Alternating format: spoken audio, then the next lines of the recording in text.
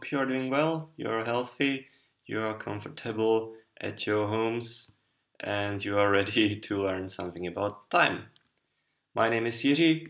I'm a PHP developer and also TypeScript developer. I do backends, frontends, and I'm talking to you right now from Brno, the second largest and the first best city in the Czech Republic. Don't tell anyone from Prague I've said this. Now, my today's topic is a timeless one, and prepare for a lot of silly jokes like this one. I'm going to talk about time. It's been a few years since I've encountered a very nasty time-related bug, and it's been my mission since then to prevent them. And this is my story. But let's start by talking about time itself. And let's start with the most important question: what it is in the first place.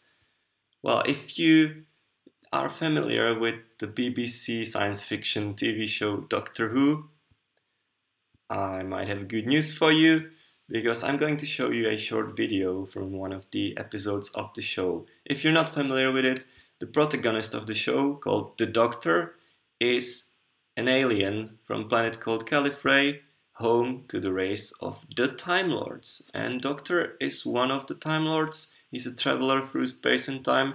So who else would be a better expert at our today's topic than the Doctor? So let's ask him what he has to say about time. Yeah, people don't understand time. It's not what you think it is. Then what is it? Complicated. Tell me. Very complicated. I'm clever and I'm listening, and don't patronize me because people have died and I'm not happy. Tell me.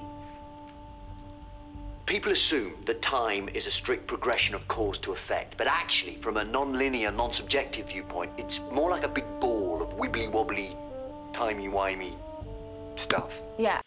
Well, thank you, Doctor. So, according to the expert, time is a big bowl of wibbly-wobbly, timey-wimey stuff. Yeah, well, perhaps a better takeaway from the video, in my opinion, is this: time is complicated. It's very complicated. And I hope this talk will help you untangle the complications and understand time better.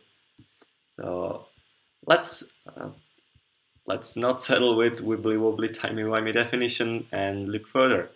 Let's see what Wikipedia tells us about time.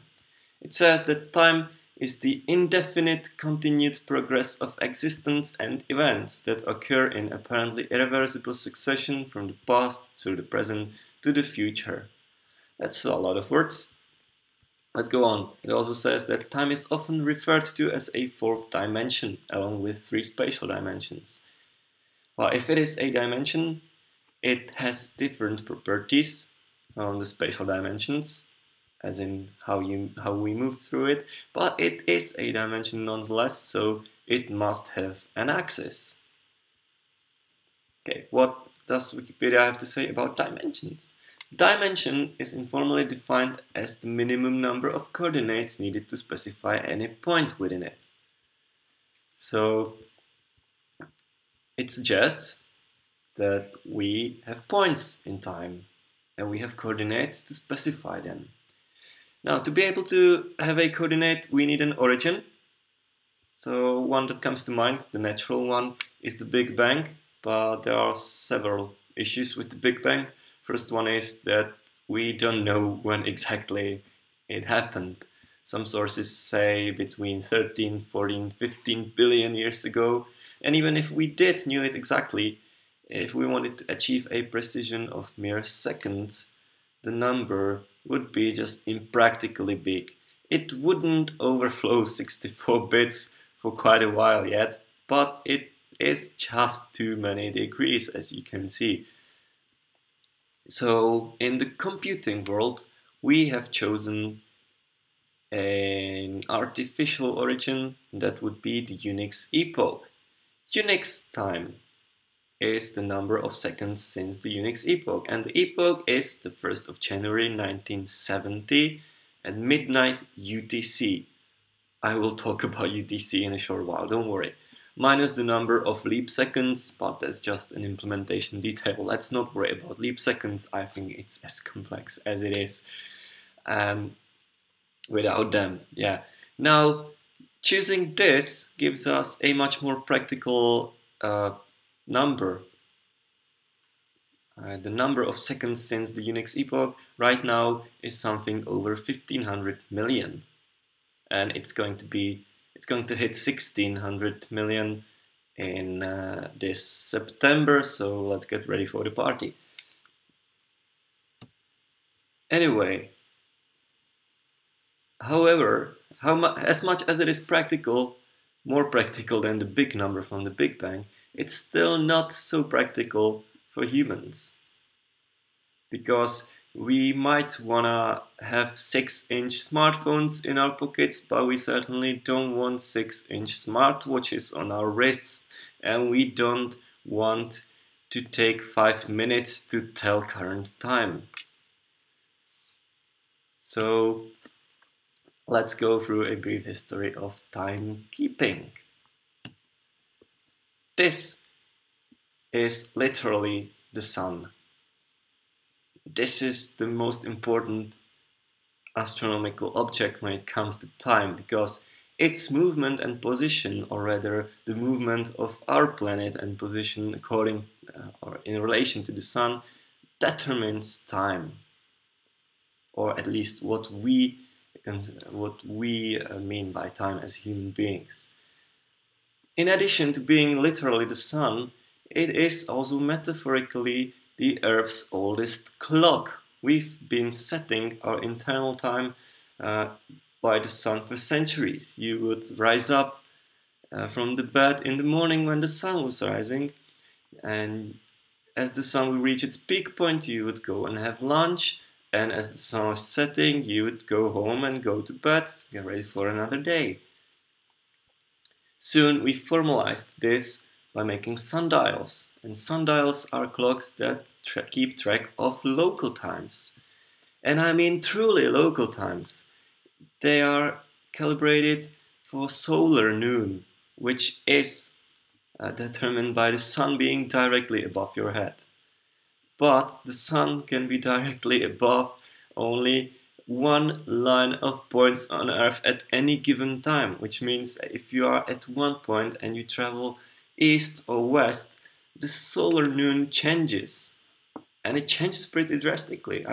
For example, if you travel from Brno to Prague within Czech Republic, it's about 200 kilometers of distance, and the difference between the solar noons would be approximately 10 minutes. It's quite a lot. And of course, through the centuries, we have devised ways or means of traveling east and west for quite long distances in quite short times. We've traveled to discover another continents.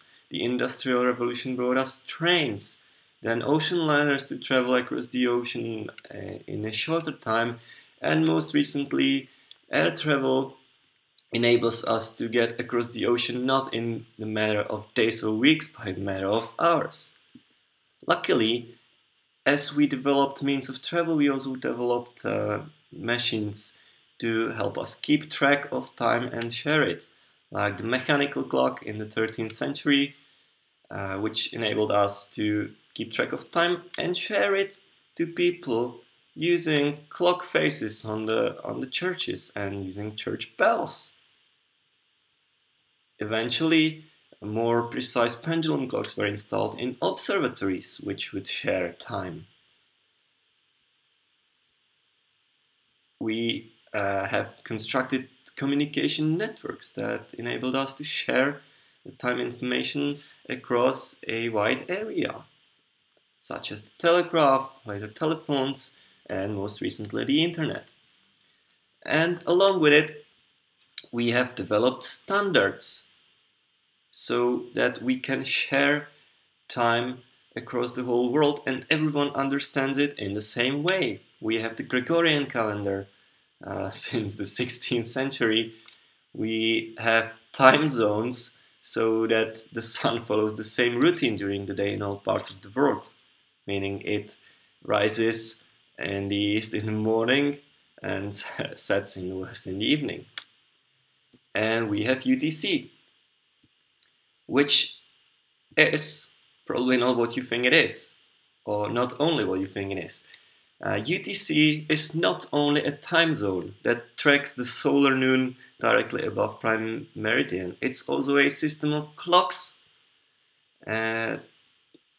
It's about 250 of them scattered throughout about 50 locations worldwide that keep track of time for the whole world. They send their measured data to a centralized authority in Paris, and that authority computes master timescale and distributes it back. And all these clocks are atomic clocks, which are precise, which are really precise. They lose about 1 second in a billion years. So, yeah, thanks to all these technological advancements and standards, we now have a way of naming points in time in a much more practical way for our everyday life. Like we can say that this point is the 29th of May, 8:17 in the morning.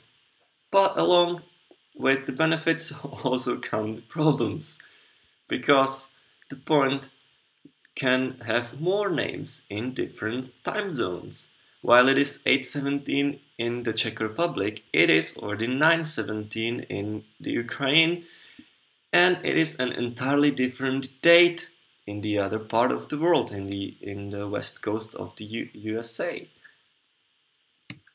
Also, the names are not unambiguous, because if you have 7:17 in Kiev, Ukraine, and 1 hour passes, then you have 7:17 in the Czech Republic. Also, thanks to daylight savings time rules, which I'm going to talk about in a bit, there are names that repeat even within the same time zone, within the same location. So when we shift our times by 1 hour in autumn, the 2 in the morning repeats. And quite the opposite happens in spring, because you have 1 in the morning, 1 hour passes, and you have not 2 but 3 in the morning. So yeah, time zones are probably the biggest source of bugs and problems when it comes to time.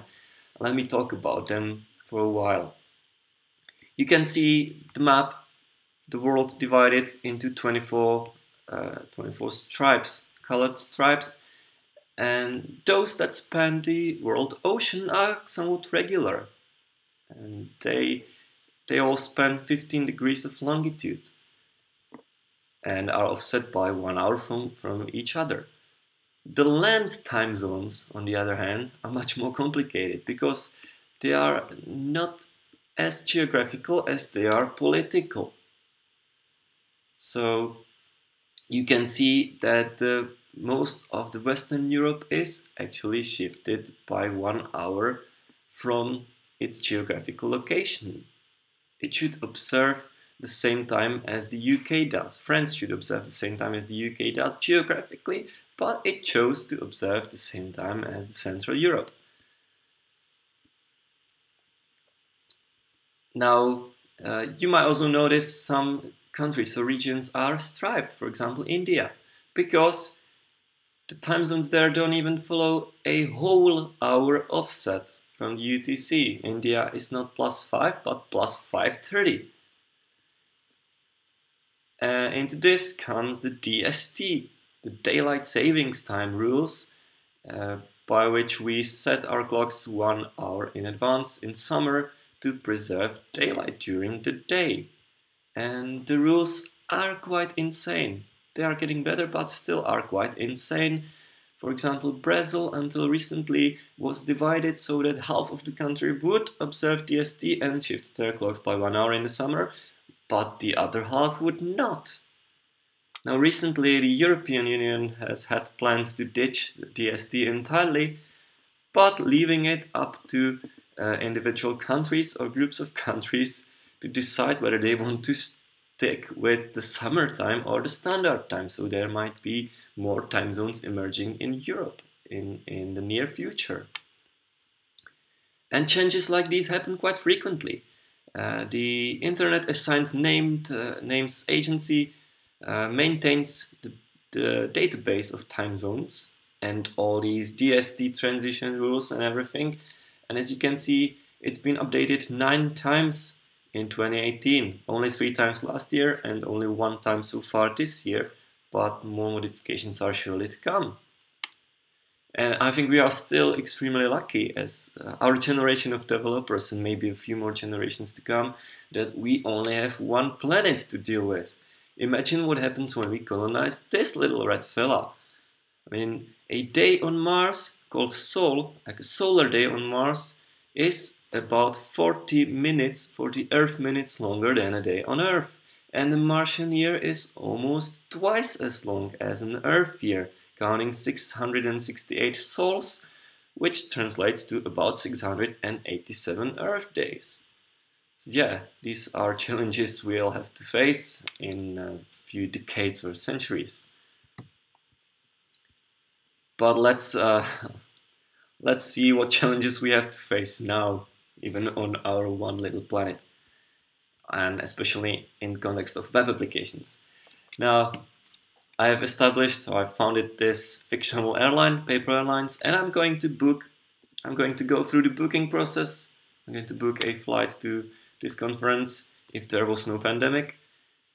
And let's see what kind of temporal data we will encounter. The first one is right here. I'm telling the search form when I would like to fly, on the 29th of May. I hit search, I get the search results. It gives me a flight Paper Airlines 101 on the 29th of May, departing at 10:15 from Brno and arriving to Kiev at 12:55. Now those are local times, another interesting thing. Now I complete the booking, pay for it, and I see another piece of temporal information. It tells me the exact moment, the exact point in time when the booking has been processed and confirmed. Okay, good to know. Let's check in, print our boarding pass. There the departure time is repeated again, 10:15 on the 29th of May. We also see a range when I can board the plane, when the boarding gate is open.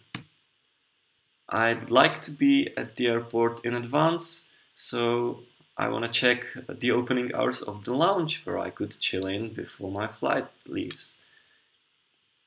So there are again ranges of times within a day. There are also ranges of days in a week.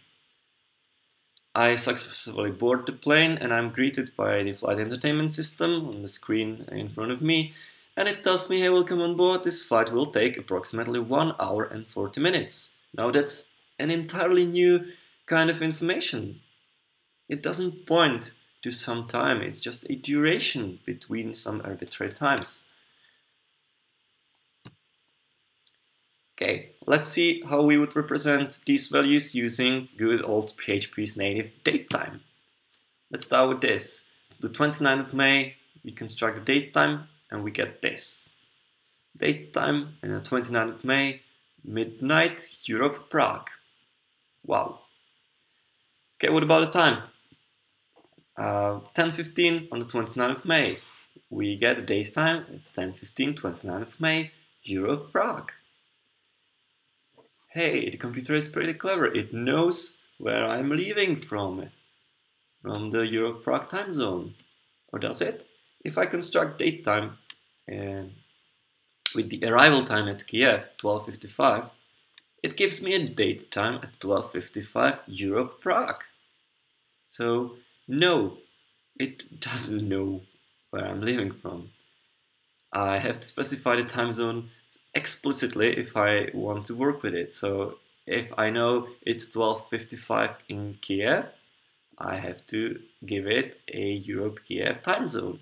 Or I could change the default time zone, which I had previously set to Europe-Prague, so that when I create a new date time without explicit time zone reference, it would use the default one and the value is still valid. Okay. We can also provide the offset as part of the input, and it takes it takes preference over the default time zone. And you can see there is no time zone identifier, there is no Europe Prague anymore, it's just the fixed offset. Now, one thing to notice about date times is that they are mutable. If I have a departure time and use it, subtract 20 minutes from it to get the time when the boarding gate closes, it gives me the correct boarding close time, but it also modifies the original departure time. Luckily, we can easily fix it since PHP 5.5 using the DateTime immutable class, which always creates a new instance with the modified value but leaves the original value intact, as you can see here. Now this is a problem. How do we represent times that are not bounded to any particular date, in a particular day? If you create a DateTime immutable with just 8 in the morning, it gives you 8 in the morning of current day when you're running this code and in the default time zone. Now for the intervals, there's the date interval class, which can work both with time, as you can see, but also with months and days and calendar-based information. For example, if we implemented a logic that lets us check in only within 1 month before the departure, we would create a date interval of 1 month and subtract it, it would work. But yeah, the problem here with date time, as I see it, is that it tries to primarily make the computer happy by storing as precise information as possible. But that's not how we think about time as human beings. We don't want to bother with time zones, we just want to bother with local times and think in terms of local times and dates, and that's it, no time zones. So let's take a bit of a domain-driven design approach. What would a tech talk be without quoting Martin Fowler? So he says that domain-driven design is an approach to software development that centers the development on programming a domain model that has a rich understanding of the processes and rules of a domain. Domain being a field of human knowledge and experience.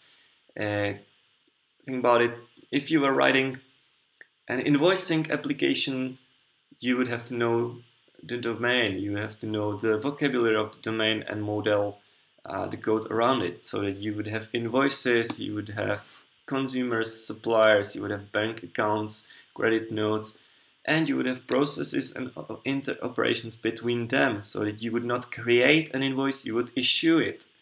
You would not delete an invoice, definitely not, because the tax inspection would kill you. You would void the invoice.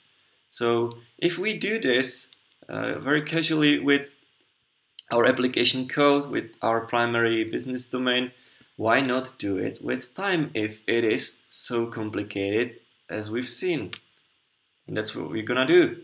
Let's ditch the good old time, it's not good. And let's think about what's wrong with it. Now, if we create a date, if we want to create an object representing a single date, it gives us some extra information that we don't need. For example, midnight. Let's get rid of that. And let's get rid of the time zone, because it doesn't make sense for a date. A time zone reference only makes sense for a combination of date and time, but not for a date of its own. So let's call it date, and let's have only date there. We can do the same with time. If we want 10:15, let's get rid of all the other information and just have 10:15. Or 12:55, no time zone reference anymore. And the value is valid. And it represents, or it respects the way we think about it as humans. We know that these times, if you have flown before, you know that these times are usually local times of the airport.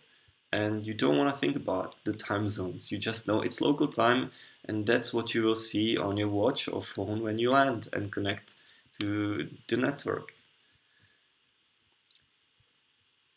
Okay, this one looks pretty good. We have a date time, and in this date time it has a fixed offset, but I think what's wrong on this slide is this. Because when we want to represent when something happened, we don't really need all this. All we need is a point in time, and we don't even need the date, time, and time zone information, because all we need is the coordinate of the point in time on the time axis. And we can convert it to any given time zone for the presentation purposes, to display it to the user in their time zone of preference. Okay, DateTime immutable to represent time. No, we've already seen that we have a time object, or hypothetically. Okay, what about date interval? Let's call it time interval. Okay, this one makes sense. It's 1 month, so it is a date interval. But what if we wanted to have something like this, like a date interval or an interval class of 1 month and 1 hour and 40 minutes? I think it doesn't make sense. We could call it datetime interval, but still, dates and times work with two different systems, with two different rules, and while you can exactly quantify time, you cannot exactly quantify how long 1 month is. So it doesn't make sense to mix these two together. We've shown the domain-driven approach. We gave it a try, and we also have a solution ready-made for us in Java.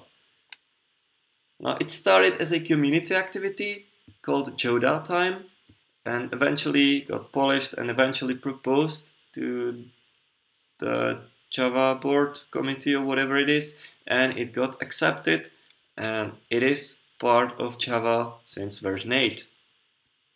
Let's see what it offers. It offers a class representing a local date. Good, that's what we've got in our little PHP exercise. It's got a time representing a local time, 10:15. It's got a time representing a point in time, now called instant. And you can see they represent it using UTC to be more human readable, but it is constructed using the timestamp, the coordinate of the point in time. We can convert, as I've said, such information to any given time zone, and you can see that you can either create a zone ID, which uses the identifier to create a time zone, location-based time zone reference, or you can also create a time zone representing a fixed offset from UTC. Those are two different things, and they have two different representations and two different sets of methods. Okay, we have a local date time to represent the date and time components together, and we can again convert it to a zoned date time.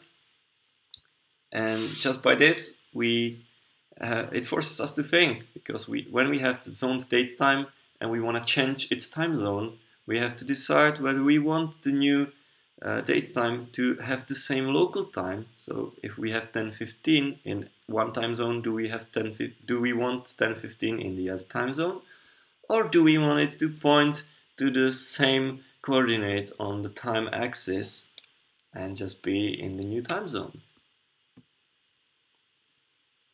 Another good thing about it is that it's immutable by design, so that you don't change anything by accident.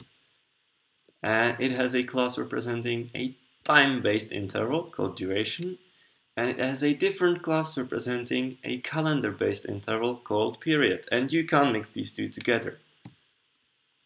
So yeah, go and rewrite your application in Java.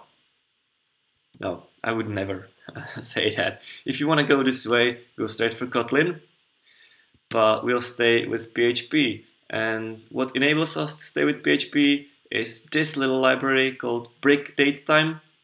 It's developed and maintained by supposedly French developer named Benjamin Morel, and it's licensed under the MIT license, so you can really use it. And I'm going to go through the API, and you might notice it's pretty familiar to what we've seen in the Java examples. It's just the Java operators changed for the PHP operators, like the dot here changed for the double colon, but apart from that, it's the same. We have local date, we have local time, we have instant, we have time zones, region-based time zones, offset-based time zones. We have a local date time. Again, we can convert it to a zoned date time, which exposes a similar set of methods, like with time zone, same local or same instant. It is, again, immutable by design, so that you don't change anything by accident. It prevents a lot of bugs, this one, trust me. And it also provides a compatibility layer with PHP's native DateTime or DateTime immutable. So whenever you need to work with some code that needs DateTime or DateTime immutable, you still can. And as well as Java, it has duration for the time-based interval and period for a calendar-based interval. And yeah, this is a quote by an American psychologist, Abraham Maslow, who said basically that everything looks like a nail if all you have is a hammer. And this is a good lesson, and it has been a good lesson for me when I've learned about this brick DateTime library and I've started using it. That everything looks like a date and time with time zone if all you have is PHP's native DateTime. But suddenly, with this library, you get the whole toolbox. And the benefits are immediate. It forces you to think. You no longer are able to just throw date times around and have bugs everywhere. You have to think about each individual value in your code and decide what kind of temporal concept it represents. And if you choose the right concept and use the right class to represent it, you get another benefit, that the class only exposes methods and the interface in general that makes sense for the given concept.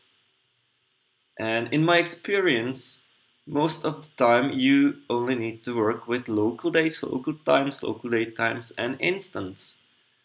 And you only introduce time zones when you really need them. So that's a whole bunch of more bugs prevented. And if you need to introduce time zone, you again have to be explicit about it, and you have to think about what kind of time zone you need, whether it's the region-based one with all the daylight savings time transition rules, or if you can go with just the fixed offset. So yeah, this is definitely a good way to go in PHP. Let's give it a try the first thing on Monday. Another thing that I haven't talked about in the Java example, but I will talk about it now, is a clock. We as humans rely on clocks. We rely on UTC keeping track of time, and if I asked you right now what the time is, you would take a look at your watches or phones or computer screens, or maybe at the clock on the wall. You don't just focus on your inner self and come up with the correct current time. And yet, that's what we often do in our code. How often have you written something like this? If you create a new instance of DateTime or DateTime immutable without any arguments, it gives you the object pointing to the current point in time and in the default time zone, obviously. You can do the same with the Java API or with the brick DateTime. You can call instant now without any argument, and it gives you the current instant. But if you look into the code, or maybe the IDE will hint you that the now method accepts an optional parameter, and that would be clock. And you can, and you should, I will tell you why in a short while, pass it explicitly an instance of clock. For example, the system clock. It essentially does the same as the previous example. It gives you the current instant, but This has nothing to do with time. This is more of a code quality related issue. If you are explicit about it, the clock is a dependency of the code. So let's not hide it. Let's be explicit about it. And actually, a good thing is to have the clock registered as a service in your dependency injection container or dependency injection framework, and just ask for it. The benefit of this is that the code is now testable. How would you test if you had a logic, some happy hours logic, that something is discounted between 5 and 8 p.m. in your application? How would you test such code? If it didn't make the dependency explicit, it will rely on the clock, but the dependency will be hidden. It will always give you current time. And you can't say, hey, this test only works or only passes between 5 and 8 p.m. You can't tell your colleagues, hey, you can't deploy now, the test will fail. Oh, so we make that explicit, and you, in the tests code, you can mock the dependency by providing a, for example, fixed clock instance. And that's actually what the Java documentation recommends as a best practice, to pass a clock around. And it recommends or suggests you could do this using a dependency injection framework. Okay, now we know how to work with dates and times in PHP. Let's talk about how to send such values to the client side. And for that, we have the ISO 8601. It's a standardized format to pass around date and time values. It specifies how to convey information about dates unambiguously, so that you don't have to worry. Whether a date information is written in the American or in the normal format. It specifies how you pass around time, specifies how you combine these two information together. It specifies how to add the time zone information, and it's not a part of the standard, but a widely accepted and adopted extension. You can also pass the time zone identifier. And this all is both human and machine readable. So that's a really clever one. You can also represent partial information, such as a month, a whole month, or a whole week. You can also do this using the code. I just haven't talked about it in the previous examples, but both the Java API and the break DateTime have classes for these concepts, a whole week in a year. Now, how do you format PHP DateTime to the ISO 8601 format? This one is tricky, because the DateTime has a constant which is called ISO 8601, but it actually doesn't produce a valid ISO 8601 time string. So you can see, or might not because it's too fast, but I will tell you there is a colon missing in the time zone offset.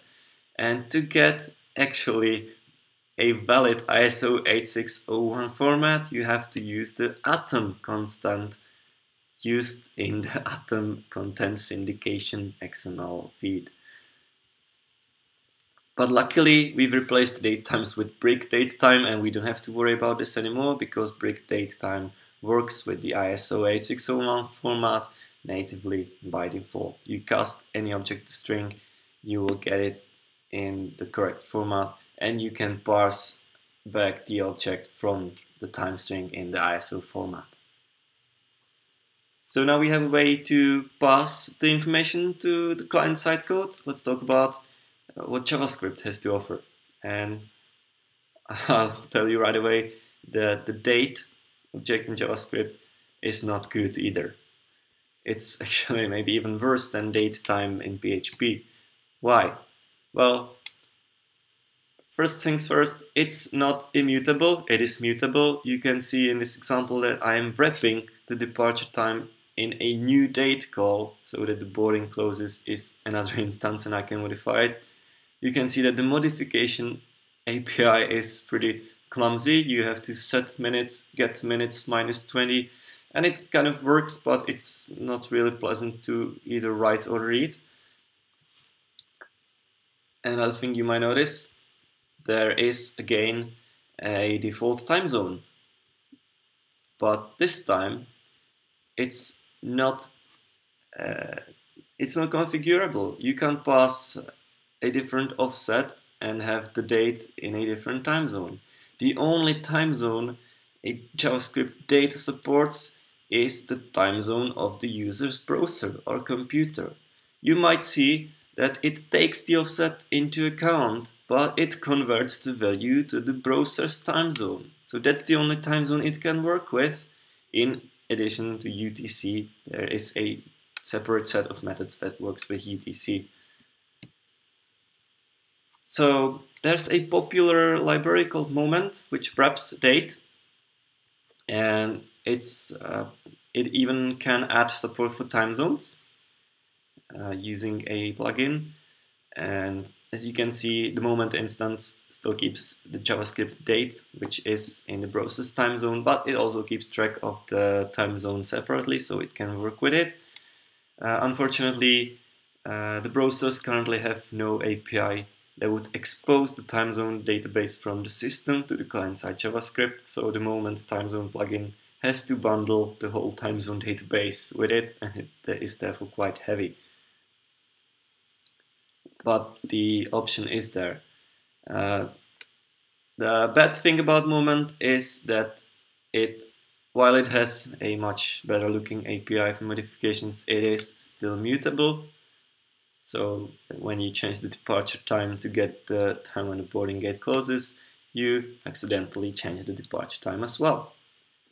So the creators of Moment have come up with Luxon, a library that tries to solve many issues of Moment, one of them being the mutability. So Luxon is immutable. It supports time zones without any need for a plugin because it's bundled in already. It has a DateTime class to represent a DateTime. It has a duration class to represent both time-based and calendar-based intervals. And that's it. Unfortunately, there is no class, for example, to represent a time information of its own. So Luxon is not a good choice either. What is this. The JS Choda, again, as the name suggests, it draws a huge amount of inspiration from the Choda Time Java API. And this will already look familiar. It has local date, it has local time, it has instance, it has different kinds of time zones. It has local date time, zone date time. The API looks almost the same. It has also a compatibility layer with native JavaScript date. It has durations, it has periods, and it is quite heavy, unfortunately. So yeah, this is a consideration. Definitely there is a consideration on the front end, on the client-side code. So if you need to do computations with if you need to do temporal computations in JavaScript, go for it. This is the best option. But if you don't, if you just display values to the user, hey, you can stick with date. I guess it also does the conversion to the user's preferred time zone for you. An entirely different story is receiving input from the user. That's actually the beginning of my story, because I've had some nasty bugs when users from Portugal entered time.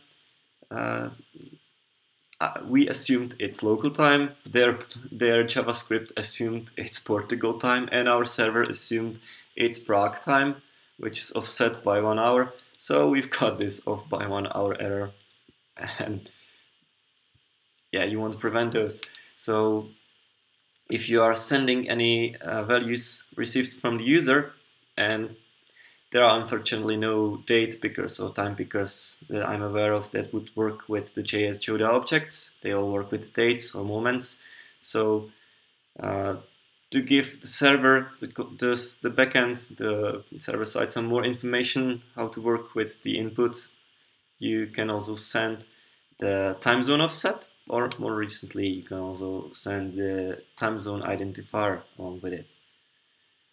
So I have to admit, the situation is not as good in JavaScript as it is in PHP, but there might be some brighter times ahead, because the temporal proposal to JavaScript is currently in stage 2 out of 4, and it again is inspired by the Java API, exposes similar set of classes, similar set of methods. It unfortunately may take some more years before it is accepted into JavaScript itself, and then maybe some more time before it is supported by browsers. But yeah, we can hope. Okay, now we kind of know how to work with date and time on the client side as well as the server side. So the last bit that is missing is how to store temporal values in databases. And I'm going to talk about Postgres in this section, because that's the database I have most experience with, but it follows the SQL standard pretty well, so this should also apply for other SQL databases. Now, let's start with the simple ones. We have a date type to store a local date. We have a time type to store local times. We have a begin type that we might use to store instants. And from one perspective, it makes sense. It works. It definitely works. It is readable to the computer. It is indexable. It is comparable. These values are comparable to one another, but it's not really human readable. If you, as a developer, look into the database, you can't tell at first sight what date and time this value represents. So a better choice might be timestamp stored in UTC. Now the timestamp type can also be used, obviously, to store local date times. In fact, the timestamp is a shorthand for timestamp without time zone. And as the name suggests, yeah, if you give it a time zone offset on the input, it just throws it away. As the name suggests, there is also a timestamp with time zone, and that's a trap. It might seem from this example that it works as you would expect, but trust me, it does not. This example only works because I have the database configured to be in the Europe-Prague time zone, which has UTC +2 offset for this day and time. What the timestamp with time zone does, if you have the database configured in a different time zone, is that it uses the time zone information on the input to convert the value to UTC and then throws the time zone information away. And on the output, it gives you the timestamp in the configured time zone, or in the time zone you explicitly ask for. And as you can see, if you use this approach, the add time zone operator, it returns not timestamp with time zone, but without time zone. So timestamp with time zone is a no-go. Anything, trust me, don't use that ever. And if you need to store a zoned date time, if you need to store the time zone information, do so separately. Store the local date time component using the timestamp without time zone type, and store the time zone reference, for example using the identifier, or maybe using the offset, using the interval type to store the offset. You might need either of them depending on the use case. You might be on the safe side and save both of them. Now, as this suggests, Postgres also has a type to store intervals. Unfortunately, it can store both time and calendar-based intervals, but I think that's only a problem if you would do computations with them. If you only store these values, I think that's good enough. What is a problem though is the output format. As you can see, 1 month is not as well machine readable, and you might want to configure your database, Postgres in this case, to output the intervals using the ISO 8601 format, which you can then read using the break DateTime API. Wow, that's been quite intense. But I think our time is almost up. Well, I've told you a lot about time. I've told you how to work with it in PHP in a better way than what PHP offers. I've told you how to send it to the client and back, how to work with it on the client side, how to store it in the database. I've started this talk with a quote saying that time is very complicated. So I hope it's not so complicated anymore to you after this talk, that it has helped you understand time and its various corners and complications. And I wish you no more temporal bugs in the future and no more time wasted on finding them. My name is Jiří. I've been telling you about time for the last 50 minutes, and feel free to reach me on Twitter or by other ways if you have any further questions. And I am also available in the Zoom discussion right after this talk to answer the questions you might still have. So thank you for having me and enjoy the rest of the day.